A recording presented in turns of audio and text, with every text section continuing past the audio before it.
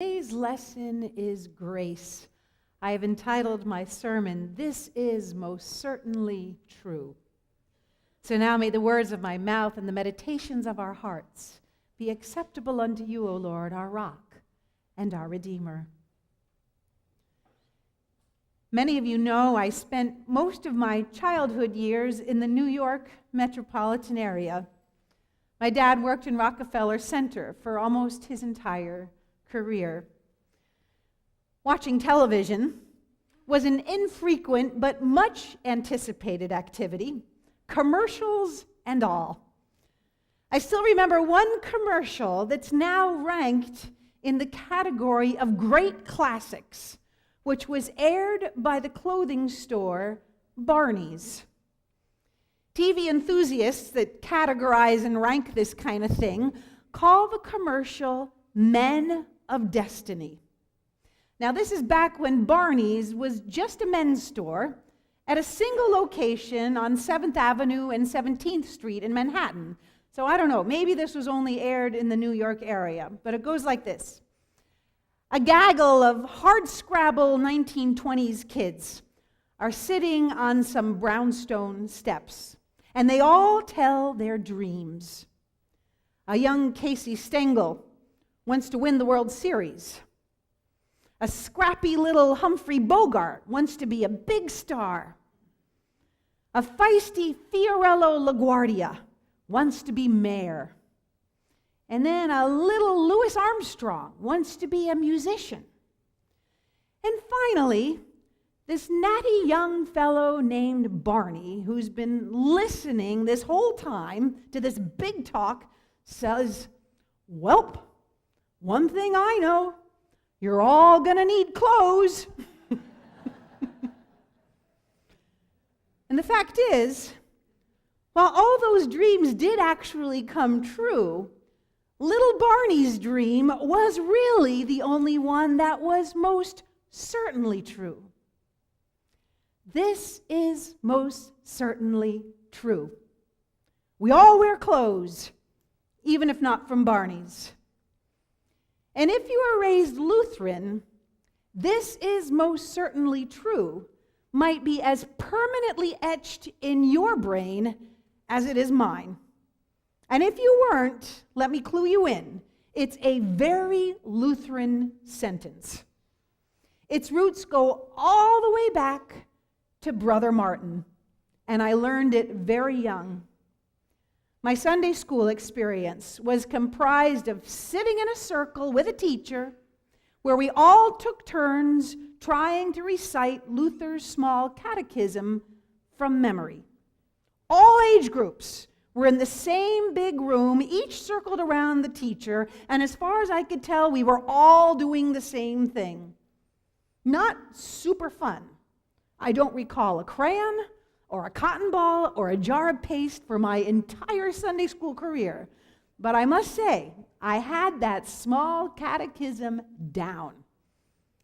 And if any of you had to memorize the catechism, maybe you remember those snippets of Luther's explanation to the Apostles' Creed. I believe in the Father. I believe in Jesus Christ. I believe in the Holy Spirit. And he explained each article separately. And each paragraph ended with, does anyone remember? "This is most certainly true." This is most certainly true. The phrase came to my mind as I contemplated the familiar parable of the prodigal son, particularly as it relates to the embodiment of grace, our fourth lesson of Lent. The story of an amazing father, the story of two brothers who share this same amazing father, but that's about where the similarities end. The younger one is impetuous and adventurous. The older one is dutiful and dour. The younger one wants his share of the family inheritance right away so he can explore the variety of experiences, good and bad, that money can buy.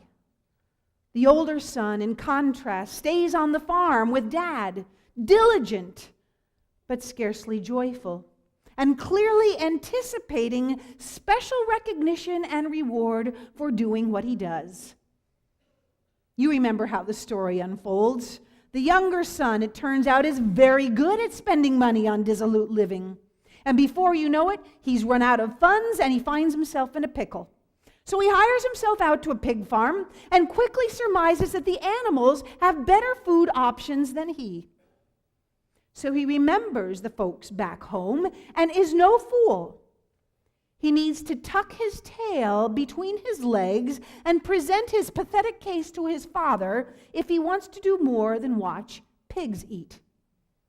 In fact, if you noticed, the son rehearses his stage entrance in advance. Did you hear how he practices his lines? Father, I have sinned against heaven and before you. I am no longer worthy to be called your son. Treat me like one of your hired hands. So he sets off to find his father. And like me, memorizing my small catechism, he mutters this monologue, I'll bet, all along the way so that it's good and memorized. Father, I have sinned. I am not worthy to be your son. Treat me like a hired hand. Father, I have sinned. I am not worthy. Treat me like a hired hand. The son turns onto the long driveway to the ranch house. He knows what he's going to say. But his dramatic entrance gets thwarted by an unanticipated turn of events. His dad jumps ahead of the speech and runs out to the son. He hugs him, plants a big fat kiss on him. I can picture the father cupping his hands around his son's cheeks and beholding him before the son launches into his lines. The wayward fellow begins his speech. Father, I have sinned. I am not worthy to be called your son. But he doesn't get to finish the last line he rehearsed. His dad stops him right there. He's not worried about the consequences right now. All he's interested in doing is throwing a party because his son came home. The older son, just in from the fields, is nonplussed. What on earth could the commotion be about? He catches wind of the reason for the party from one of the slaves, and he refuses to enter. No good deed goes unpunished, he figures. Celebrating a wayward brother is simply unfair. But just as he did with the younger son, the father goes out to meet the older son in the driveway. This time, the son gets to spit out that self-pitying, self-righteous line that might best be summed up as thanks for nothing.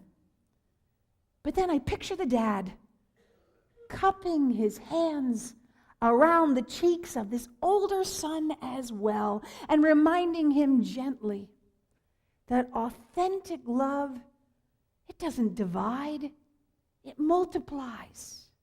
Further, love is its own reward for the giver every bit as much as for the receiver.